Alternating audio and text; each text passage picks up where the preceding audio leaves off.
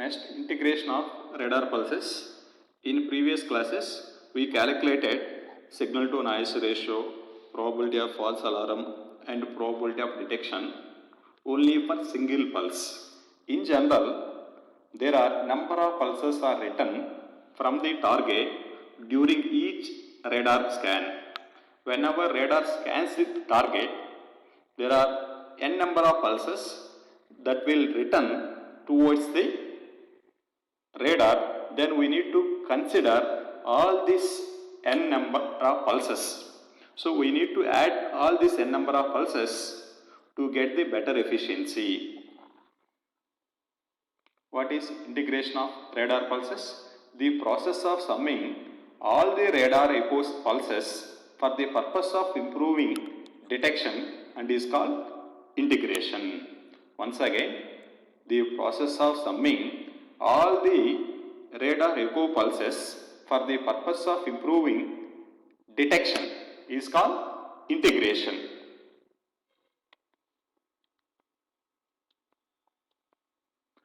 Number of pulses n suffix b written from a point target as the radar scans through its beam width is given by. So these are the number of pulses written from the target whenever the radar antenna scans through its beam width is given by n number of pulses, which is equal to theta b f suffix p theta s, which is equal to theta b fp 6 into omega m. I will explain what are these terms. So theta b is the antenna beam width in degrees. Fp is the pulse repetition frequency in hertz. Theta s is the antenna scanning rate, the rate at which antenna scans the target, which is degrees per second. Omega m is the antenna scanning rate, revolutions per minute or rotations per minute. So this is the expression for number of pulses written from target during each radar antenna scan.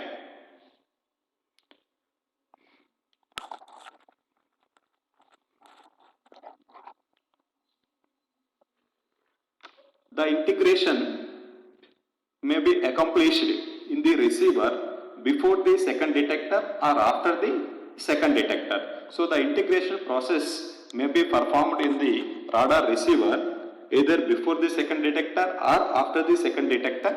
So there are two types of integrations. One integration that is performed before the second detector and other integration is performed after the second detector. I will explain two types of integrations. Integration before the second detector is called pre-detection or coherent integration.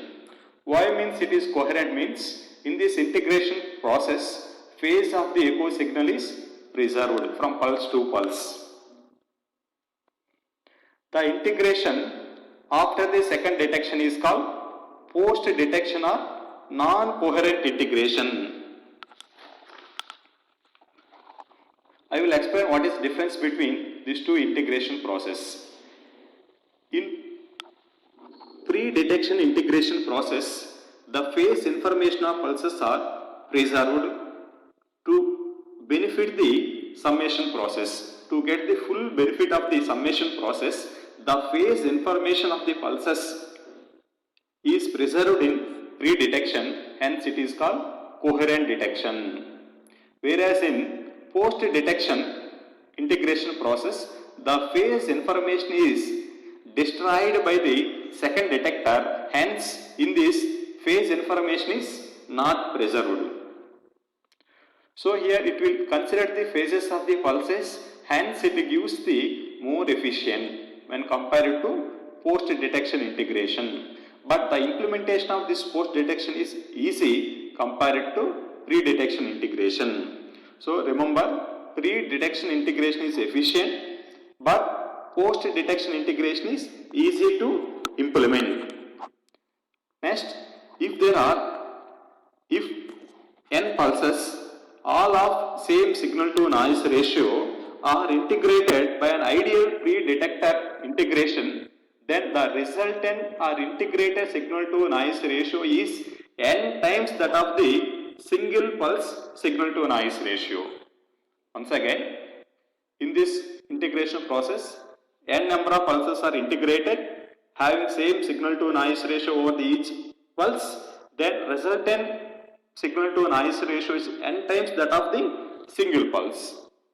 But in this case, if say n number of pulses are integrated, then resultant signal to noise ratio is less than n times that of the signal to noise ratio of the single pulse. This loss in efficiency is caused by the non-linear action of the second detector. Why there is little bit decrease in signal to noise ratio in post-detection process means the non-linear behavior of the second detector creates some losses during the rectification process. Some of the signal energy is converted into noise during the rectification process. Second detector is nothing but rectifier. While performing rectification process, a part of energy is converted to noise. Integration efficiency. EI of n. EI of n is equal to signal to noise ratio of single pulse into signal to noise ratio of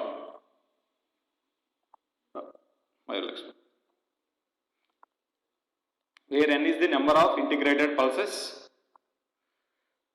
S by n suffix 1, the value of signal to noise ratio of single pulse required to produce given probability of detection.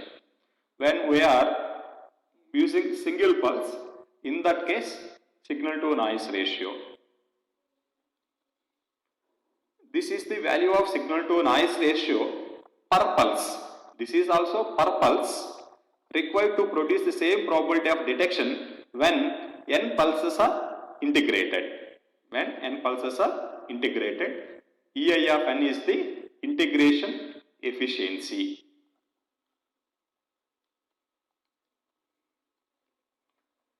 N into EI, this is equal to integration improvement factor. If we multiply integration efficiency with n number of pulses, that gives integration improvement factor.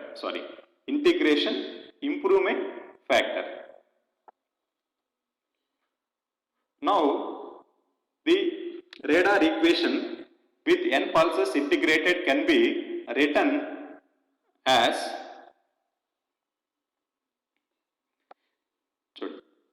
R max whole power 4 is equal to PT GAE sigma by 4 pi whole square K T naught Bn Fn.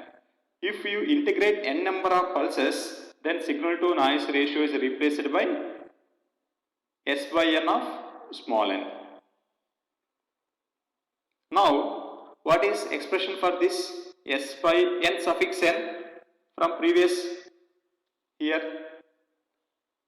This take this side and take this to this side and substitute in here. Then maximum radar range, where this is the SNR of one of the n equal pulses. Now substitute this in terms of integration efficiency, then maximum radar range equation is equal to PTG AE sigma n into EI of n 4 pi whole square K T naught Bn Fn signal to noise ratio of single pulse. This is the in terms of integration improvement factor. Maximum radar range in terms of integration improvement factor.